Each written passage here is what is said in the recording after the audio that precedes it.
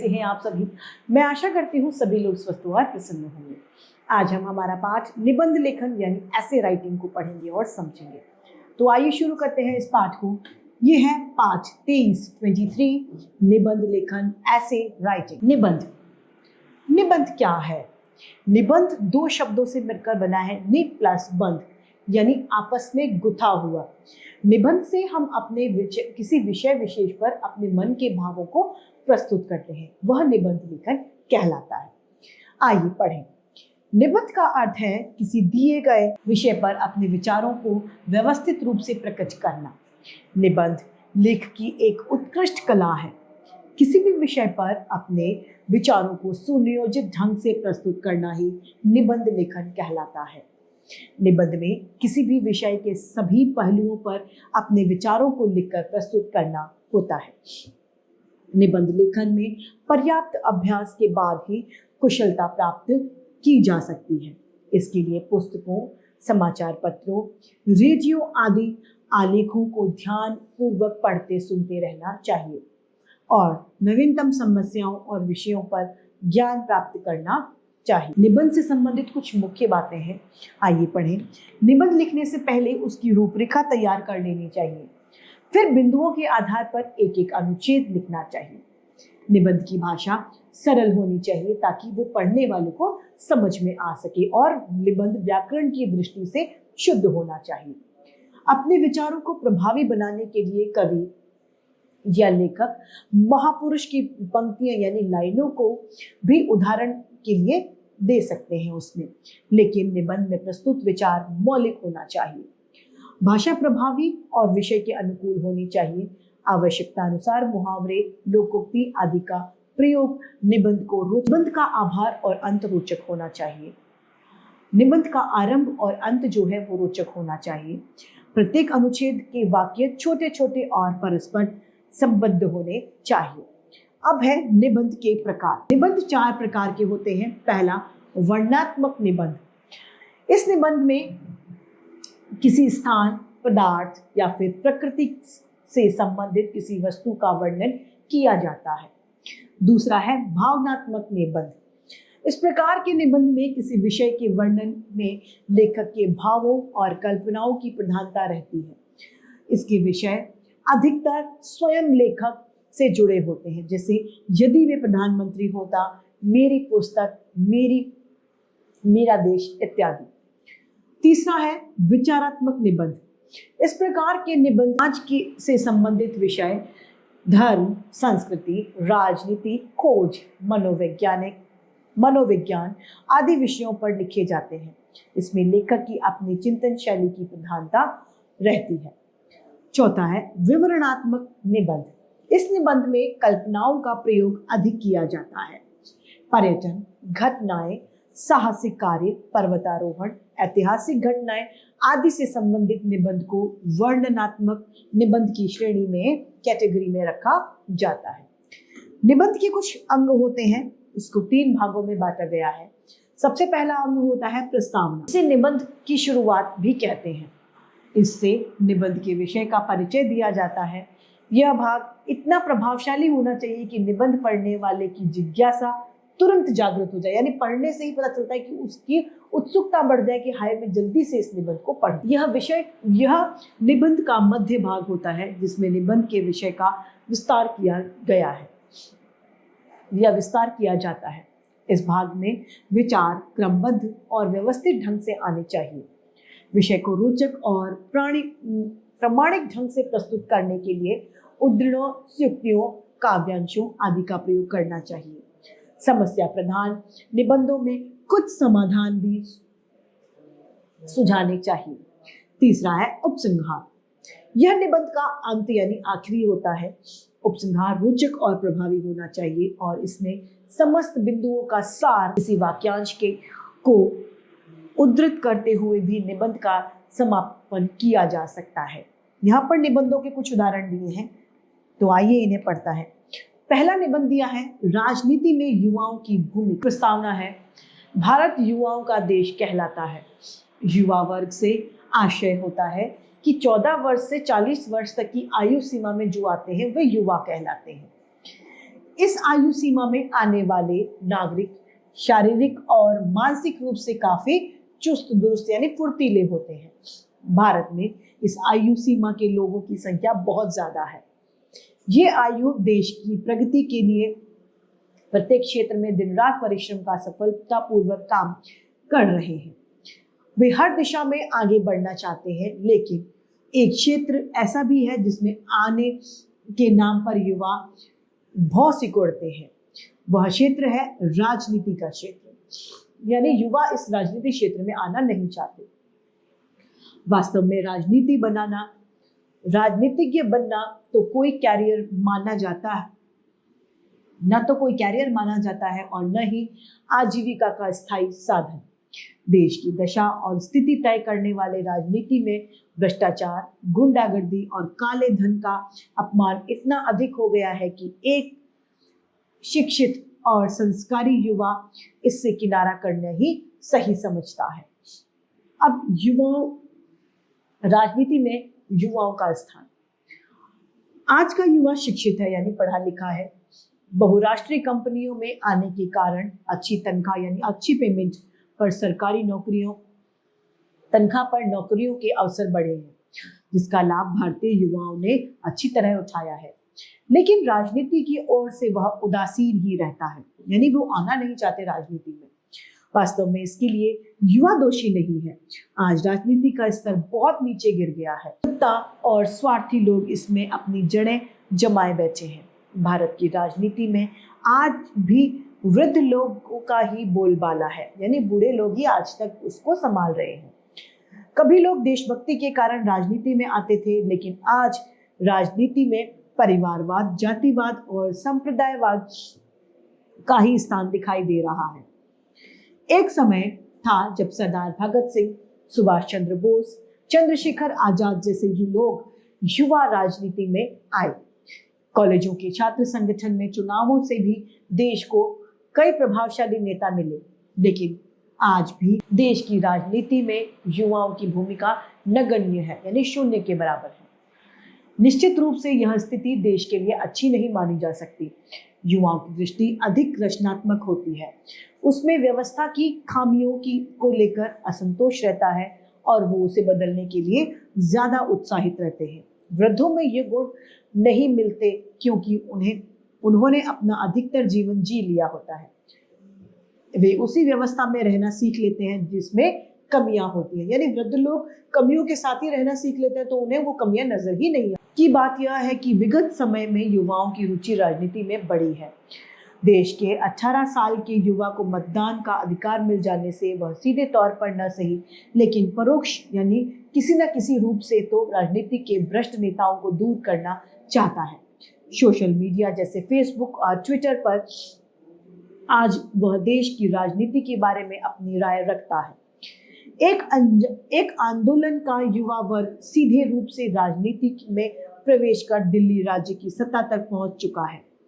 इस दल के सारे सदस्य युवा हैं, जिन्होंने अपने जैसे ही अन्य पुरुषों को अपनी ओर इस कदम का स्वागत किया जाना चाहिए।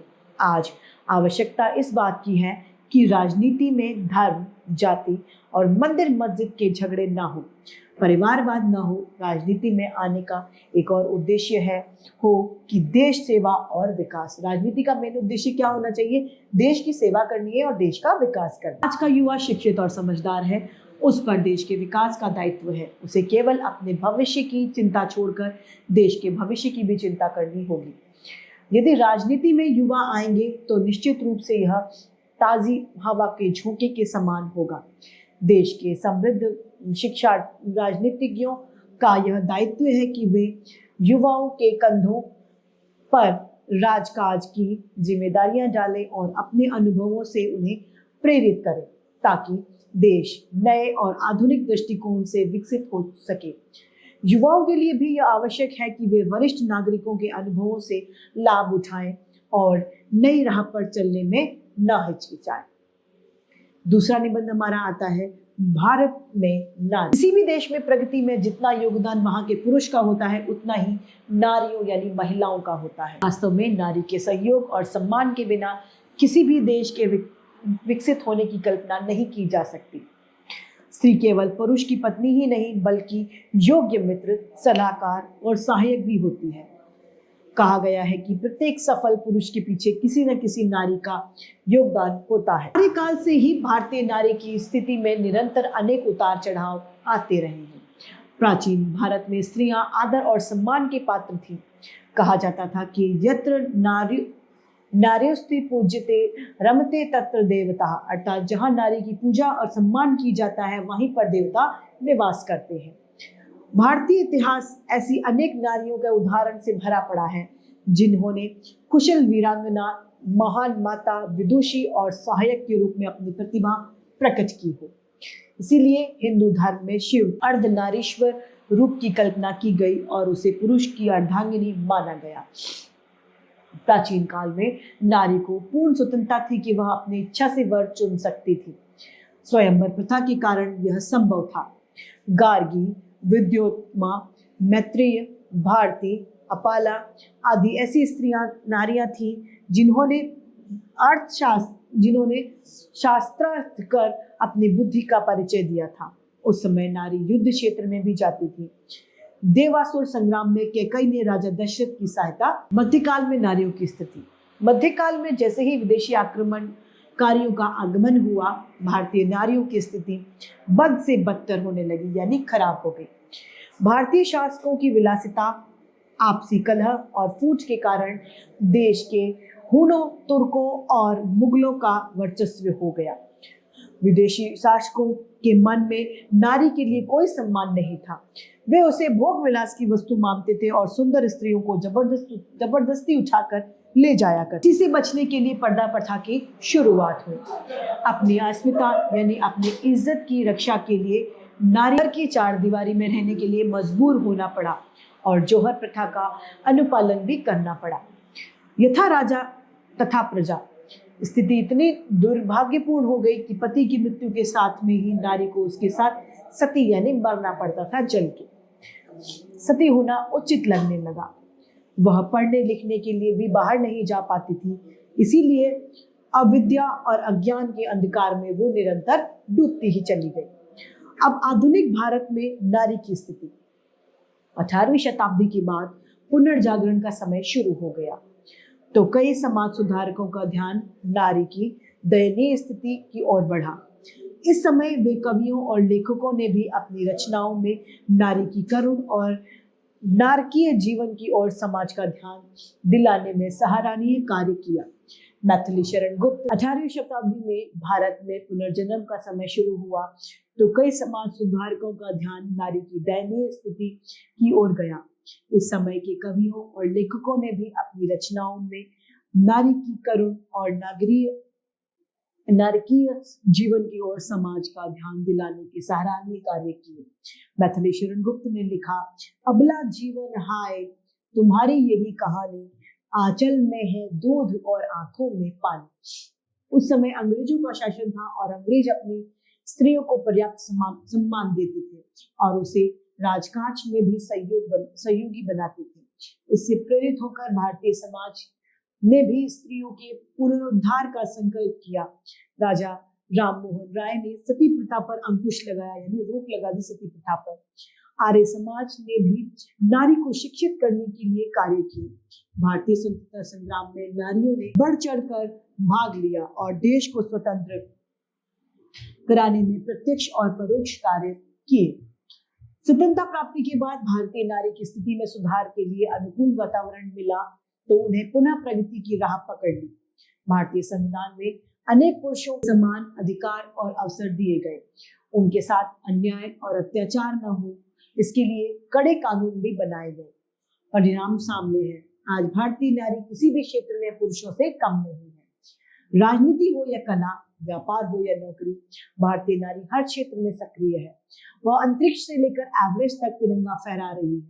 प्रधानमंत्री के रूप में इंदिरा गांधी ने जो सफलता प्राप्त की वह एक उदाहरण। IAS, PCS, वकील, चिकित्सक, बैंकर्स, पत्रकार, शिक्षक, राजनीतिज्ञ तक सभी क्षेत्र में भारत की नारियां काम कर रही हैं और सफलता भी इस दिन प्रतिदिन आगे बढ़ रही है। आज की नारी अपने सम्मान और स्वाभिमान की रक्षा के लिए पुरुषों पर आश्रित निर्भर नहीं है। उपसंहार। खेद इस विषय का है कि शहरी क्षेत्र में तो नारी की पलट हो चुकी है, लेकिन सुदूर ग्रामीण क्षेत्रों में आज भी उसकी स्थिति उत्साहजनक नहीं है।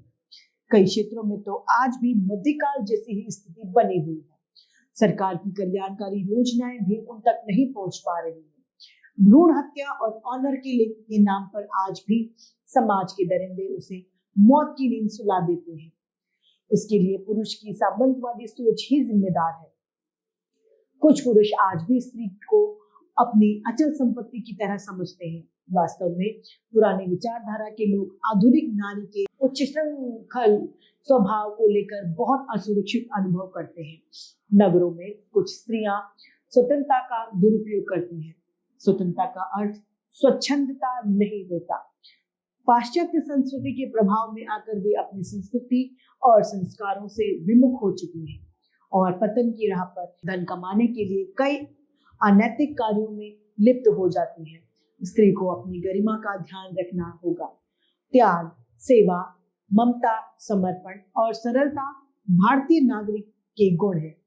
यदि वही अपने कर्तव्य से विमुख हो जाएगी तो पतन से उसे कोई नहीं बचा सकता। तीसरा निबंध है हमारा राष्ट्रीय एकता। आइए इसे पढ़ें। प्रस्तावना। हमने एक कहानी सुनी है जिसमें एक वृद्ध व्यक्ति अपने पुत्रों को आपसी झगड़ा अपने पुत्रों के आपसी झगड़ों से दुखी था। एकता का महत्व समझाने के लिए एक दिन उसने पतली लकड़ी का गट्ठर बनाया और अपने पुत्र से तोड़ने को कहा। कोई भी उसे तोड़ नहीं सका। फिर उसने गट्ठर खोलकर एक एक लकड़ी तोड़ने को कहा। सबने एक एक लकड़ी को आसानी से तोड़ दिया। उसमें कोई संदेह नहीं था कि संगठन में शक्ति होती है। यदि सब मिलकर एक हो जाएं तो कोई भी उन्हें हानि नहीं पहुंचा सकता। इस प्रकार देश के नागरिकों में एकता होनी चाहिए। इसके बिना कोई भी देश प्रगति यानी आगे नहीं बढ़ सकता। राष्ट्रीय एकता का आशय। राष्ट्रीय एकता का आशय है कि राष्ट्र के सभी निवासियों का मिलजुल कर रहना। एकता का अर्थ यह नहीं है कि किसी विषय पर मतभेद ना हो।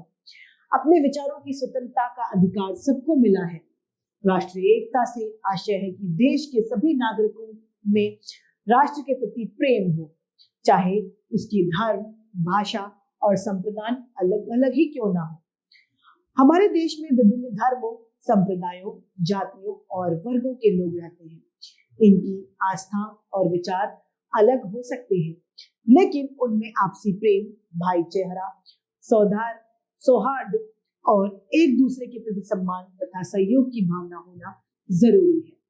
हमें यह नहीं भूलना चाहिए कि हम भारतीय पहले हैं, हिंदू या मुसलमान या सिख ईसाई बाद में है। सबसे पहले हम भारतवासी हैं, भारतीय हैं। राष्ट्रीय एकता का महत्व। जीवन में एकता का महत्व तो सभी के लिए आवश्यक है, लेकिन किसी देश के लिए नागरिकों की एकता बहुत महत्वपूर्ण है। यदि देश के नागरिकों में एकता नहीं होगी तो किसी भी शत्रु के लिए देश को तोड़ना बहुत सरल, आसान हो जाएगा। इतिहास इस बात का गवाह है कि जब जब राष्ट्र के रूप में हमारी एकता कमजोर हुई है, हमें विदेशियों की गुलामी झेलनी पड़ी। प्राचीन काल में भारतीय नरेशों की आपसी फूट के कारण विदेशी शासकों ने भारत में आगमन हुआ और भारतवासियों को सैकड़ों वर्षों की गुलामी का मुंह देखना पड़ा। सैकड़ों शहीदों के बलिदान से किसी तरह हमें स्वतंत्रता तो मिल गई, लेकिन इसे संभाल कर रखने में हम असमर्थ सिद्ध हुए। अतः वर्तमान पीढ़ी का दायित्व है कि वह अपने कर्तव्य से विमुख न हो। कवि ने कहा है कि हम लाए हैं तूफान से किश्ती निकाल के, इस देश को रखना मेरे बच्चों संभाल के। राष्ट्रीय एकता को आज की चुनौतियां। कुछ स्वार्थी तत्व देश के अलगाववाद का बीज बो रहे हैं। कहीं नक्सलवाद की चुनौती है तो कहीं गोरखालैंड की मांग है। जिहाद के नाम पर मासूमों को भड़काकर उन्हें आतंकवादी बनाते हैं। खेद की बात तो यह है कि देश के कुछ राजनीतिक दल भी कथित रूप से ऐसे घृणित कार्यों में लगे हुए हैं। दंगों की आंच पर राजनीतिक रोटियां सेकने के लिए ये दल देश की एकता को भी खतरे में डालने से पीछे नहीं पिचकते।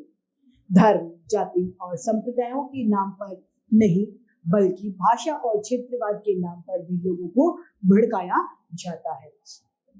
राष्ट्रीय एकता के उपाय।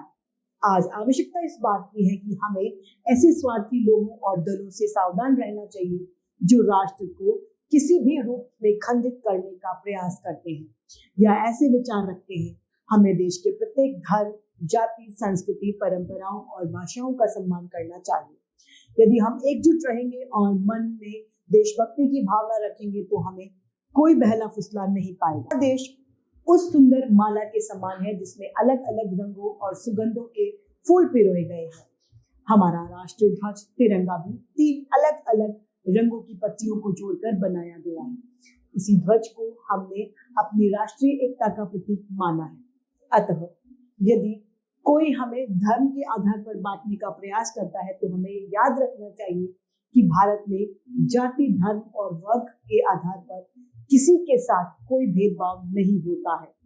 यहाँ एपीजे अब्दुल कलाम राष्ट्रपति बने तो यानी योग्यता के बल पर कोई भी व्यक्ति देश के उच्च पद, सबसे ऊंचे पद पर आसीन हो सकता है।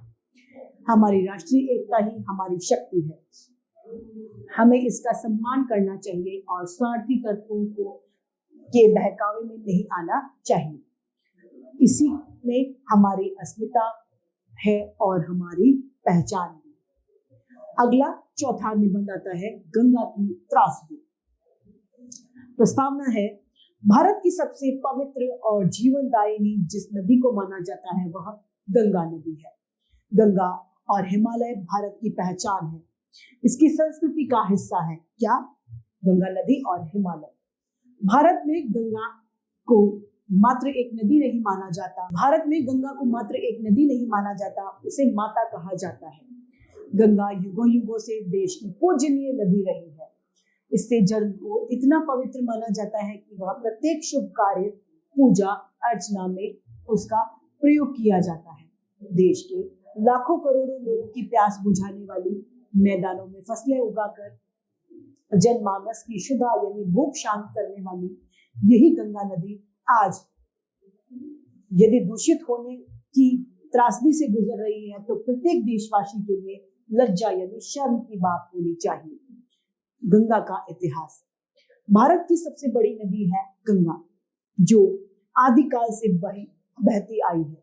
पुराणों में भी तो इसे स्वर्ग से उतरी हुई बताया जाता है, जो राजा भागीरथी के पुरखों के उद्धार के लिए पृथ्वी पर आई थी। इसका वेग इतना तेज था कि इसे भगवान शिव ने अपनी जटाओं में रोका। वास्तव में गंगा का उद्गम यानी गंगा का निकास हिमालय के गोमुख स्थान से हुआ है। यहाँ के पहाड़ों की श्वेत और स्वच्छ बर्फ पिघल कर नीचे की ओर बहती है। इसे भागीरथी नाम से जाना जाता है। हरे भरे वनों और दुर्गम पर्वतों की घाटियों से आती हुई भागीरथी जब देवप्रयाग से अलकनंदा से मिलती है तो गंगा कहलाती है। मैदानों, नगरों से होकर उत्तर भारत के भूभाग की अपनी विशाल जलराशि से संचित करती हुई गंगा अंत में कोलकाता से होते हुए बंगाल की खाड़ी के समुद्र में जाकर मिल जाती है। वहां इसे हुगली कहा जाता है। यह विडंबना कही जा सकती है कि जिस नदी की पवित्रता इतनी दुहाई दी जाती है, जिसका जल हाथ में लेकर कस्में यानी शपथ खाई जाती है, जिसके जल में स्नान करने से सारे पाप धुल जाते हैं, ऐसा माना जाता है, उसको हम भारतीयों ने ही आज अत्यधिक गंदा यानी मैला कर दिया है। गंगा जल कभी इतना स्वच्छ होता था कि निसंकोच उसका आचमन यानी पिया जा सकता था, लेकिन आज उसे पीना तो दूर, स्नान करने में भी संकोच होने लग गया है। दूषित होने के कारण वह अपना महत्व खोता जा रहा है। यह निर्लज और पाखंड ही माना जाएगा। गंगा को हम पूज्य मानते हैं, उसमें स्नान करने का पुण्य माना जाता है, उसी को दूषित करने में हम थोड़ा सा भी नहीं संकोच कर रहे। विकास और औद्योगिकरण की कीमत गंगा नदी को अपनी स्वच्छता खोकर चुकानी पड़ रही है। गंगा की किनारे बसे शहरों का कूड़ा करकट और मलमूत्र गंगा में ही बहा दिया जाता है। गंगा को निर्मल करने के उपाय यानी साफ करने के, स्वच्छ करने के उपाय। दुख की बात है कि आज गंगा ही नहीं, देश की लगभग सभी नदियां दूषित हो चुकी है। आज गंगा का जल ऋषिकेश तक ही स्वच्छ है। हरिद्वार में फूल माला, पूजा सामग्री और चिता की राख सब गंगा में बहा दी जाती है। इसके बाद तो हर गांव नगर में गंगा का जल दूषित ही होता जा रहा है। हमें इस पर अंकुश लगाना होगा। इसके लिए कानून और सरकार का निर्भर नहीं रहना होगा, अपितु हमें स्वयं ही जागरूक होना पड़ेगा। हम स्वयं पानी में कचरा न डालें, दूसरों को भी समझाएं। सरकार की निर्मल गंगा अभियान के नाम पर करोड़ों रुपए स्वाहा कर दिया, लेकिन आज भी स्थिति आशाजनक यानी जो संतोषजनक है वह नहीं है। स्वयंसेवी संगठनों के प्रयास भी निरंतर जारी। किसी भी देश की नदियां उसकी जीवन रेखा होती है और गंगा तो हमारी पहचान है। यदि यही दूषित है तो हम अपने जीवन को, अपने आप को स्वच्छ कैसे मान सकते हैं? इसे स्वच्छ रखना हमारा कर्तव्य नहीं, हमारी आवश्यकता है। हमें यह समझना होगा कि गंगा प्रकृति की ओर से भारत को मिला जल राशि का वरदान है। हमें इसको स्वच्छ बनाए रखना चाहिए। अगला निबंध है ऐतिहासिक स्थान की यात्रा। प्रस्तावना। किसी नए स्थान की यात्रा करने से मन तो बहलता ही है, साथ ही हमारे सामान्य ज्ञान में भी वृद्धि बढ़ोतरी होती है। यात्रा यदि ऐतिहासिक स्थान की हो तो आनंद और लाभ दोगुना हो जाता है। हम स्वयं को इतिहास के पन्नों के बीच खड़ा पाते हैं। कई बार तो आश्चर्य इस बात का भी होता है कि सैकड़ों वर्ष पूर्व भी स्थापत्य और ललित कलाएं कितनी विकसित हैं, जबकि उस समय आज के जैसे आधुनिक साधनों और उपकरण मौजूद नहीं थे। मेरी ऐतिहासिक यात्रा। इस बार दशहरे की छुट्टी में हमारे विद्यालय की ओर से किसी ऐतिहासिक स्थान की यात्रा का कार्यक्रम बनाया गया, तो सभी विद्यालयों को उत्सुकता हुई कि कहाँ जाने का अवसर मिलेगा। जब गंतव्य स्थान का नाम सुना तो हम सब प्रसन्न हो गए। प्रसन्नता की बात यह है कि इस बार आगरा जाकर ताजमहल देखने का निश्चय किया गया। ताजमहल का नाम तो सबने सुना ही है और शायद कोई विद्यार्थी रहा होगा जो इस विश्व प्रसिद्ध इमारत को देखना न चाहेगा। सब व्याकुलता से उस निश्चित तिथि की प्रतीक्षा करने लगे जब आगरा जाना था। विद्यालय की ओर से टूरिस्ट बस का प्रबंध किया गया। निर्धारित तिथि पर सवेरे 6 बजे सभी विद्यार्थी अपने सामान का बैग लेकर विद्यालय पहुंच गए। वहां बस पहले ही तैयार थी। सभी छात्रों का आगमन सुनिश्चित कर उनकी सूची का मिलान किया गया और देखते ही देखते बस आगरा के लिए रवाना हो गई। रास्ते में हरे भरे बाग बगीचे, लहलहाते खेत, भीड़ भरे नगर, शांत पड़े गांव से गुजरते हुए हम सब बातों में तल्लीन हो गए। तभी अचानक हमारे हिंदी के अध्यापक रंजन शर्मा जी खड़े हो गए और उन्होंने अपनी लिखी कविता का पाठ शुरू किया। छात्रों ने उनका यह रूप पहली बार देखा था। फिर क्या था, सभी छात्र अपने अंदर छुपी हुई प्रतिभाओं का परिचय देने लगे। कोई शाहरुख खान की हूबहू आवाज निकाल सकता था तो कोई हंसाने की कला में माहिर था। बाद में अंत्याक्षरी भी चली। 4 घंटों का सफर हंसते खेलते कैसे कट गया पता ही नहीं चला। बस से उतरे और टिकट आदि की व्यवस्था होने के बाद ताजमहल परिसर में प्रवेश किए। सबने ताजमहल की सुंदरता के विषय में सुन रखा था, लेकिन जब सामने से इसे देखा तो प्रत्येक व्यक्ति सम्मोहित हो गया। श्वेत संगमरमर से बना ताजमहल सुंदरता में बेजोड़ है। यह सचमुच बड़ा भव्य लग रहा था। ताजमहल के सामने बने फव्वारे और हरे भरे पेड़ पौधे इसकी सुंदरता में 4 चांद लगा रहे। रचना जान पड़ती है। हमारे अध्यापक ने बताया कि इसका निर्माण मुगल बादशाह शाहजहां ने अपनी प्रिय बेगम मुमताज महल की याद में करवाया था। इसे बनाने में 22 वर्ष तक हजारों कारीगरों और मजदूरों ने काम किया था। ताजमहल के ठीक पीछे ही यमुना नदी बहती है, जो यहाँ आकर वृत्ताकार हो गई है। इसके बाद हमने आगरा की कई ऐतिहासिक इमारतें भी देखी। फिर बुलंद दरवाजे देखने फतेहपुर सीकरी भी गए। वास्तव में हम अतीत की गलियों में खो गए थे। उपसंहार। यात्राएं हमें बहुत कुछ सिखा देती हैं, जो हमें पुस्तक से पढ़कर सीखने को नहीं मिलता। किसी इमारत की रचना और उसकी सुंदरता के बारे में पढ़ना इतना अनुभव नहीं करता जितना प्रत्यक्ष रूप से उसे देखकर होता है। यद्यपि हमने ताजमहल के बारे में पर्याप्त रूप से पढ़ और सुन रखा था, लेकिन उसे साक्षात देखकर हमें जो रोमांच और आनंद मिला वह विलक्षण था। भविष्य में हम ऐसे ही किसी अन्य ऐतिहासिक स्थान की यात्रा पर जाने का प्रयास करेंगे। अगला है हमारी दिनचर्या। प्रस्तावना। जीवन में सुखी और सफल होने के लिए एक व्यवस्थित दिनचर्या का होना बहुत जरूरी है। दिन भर में जो भी कार्य करते हैं वही हमारी दिनचर्या कहलाती है। यदि दिन में हम 12 घंटे होते हैं तो इस समय हम कैसे प्रयोग में करते हैं, उसका किस प्रकार सदुपयोग करते हैं, यह हमारी दिनचर्या पर ही निर्भर करता है। हमें अपनी दिनचर्या अनुशासित और संतुलित बनानी चाहिए। एक व्यक्ति की दिनचर्या से ही पता लगता है कि वह अपने समय की कितनी कीमत समझता है। समय पर सोना, समय पर उठना, समय पर भोजन करना, काम का समय निश्चित करना सब अनुशासन से ही संभव है। यदि हम किसी सफल व्यक्ति की दिनचर्या देखेंगे तो हमें पता चलेगा कि उसने दिन के एक एक पल का सदुपयोग उसने किया है। ऐसे व्यक्ति के पास किसी की निंदा करने, गप्पे मारने का समय नहीं होता। उसकी दिनचर्या बहुत संतुलित होती है। उसमें मनोरंजन, व्यायाम, खेल कूद, अध्ययन और परिवार के साथ समय बिताने का बहुत अच्छा प्रबंध किया जाता है। अब उत्तम दिनचर्या के लाभ, क्या फायदे हैं अच्छे? एक अच्छी दिनचर्या से बहुत लाभ होते हैं। पहला सुख निरोगी काया, दूजा सुख घर में हो माया। नियमित दिनचर्या का सबसे बड़ा लाभ अच्छा स्वास्थ्य है। नियत समय पर सोना, जागने से व्यक्ति का स्वास्थ्य अच्छा रहता है। मन लगाकर काम करने के लिए भी स्वस्थ होना आवश्यक है, क्योंकि स्वस्थ शरीर से ही स्वस्थ मन में निवास करता है। यदि काम में रुचि रहेगी तो थकान भी कम रहेगी। इससे धनोपार्जन भी निश्चित रूप से होगा। विद्यार्थी की दिनचर्या, वैसे तो प्रत्येक व्यक्ति की दिनचर्या उसकी काम पर निर्भर करती है, लेकिन एक विद्यार्थी की दिनचर्या बहुत ही नियमित और संतुलित होनी चाहिए। उसे प्रतिदिन सूर्योदय से पूर्व उठना चाहिए, यानी सूरज से उगने से पहले। प्रातः की स्वच्छ वायु और शांत वातावरण मस्तिष्क को तरोताजा करता है। इस समय हल्का हल्का व्यायाम करना चाहिए। आने के बाद में स्नान करना चाहिए और अल्पाहार के बाद में, यानी नाश्ता करने के बाद स्कूल जाना चाहिए।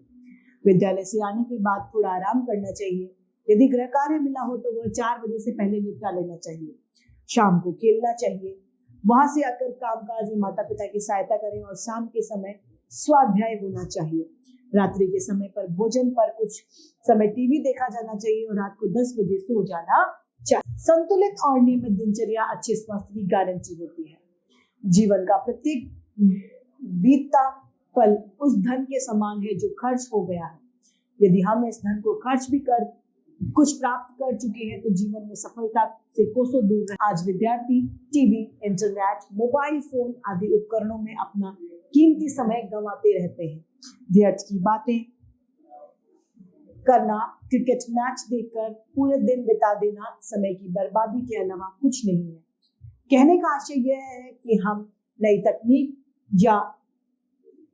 तकनीक ना सीखे तो मनोरंजन और खेल कूद की ओर ध्यान ही न दें।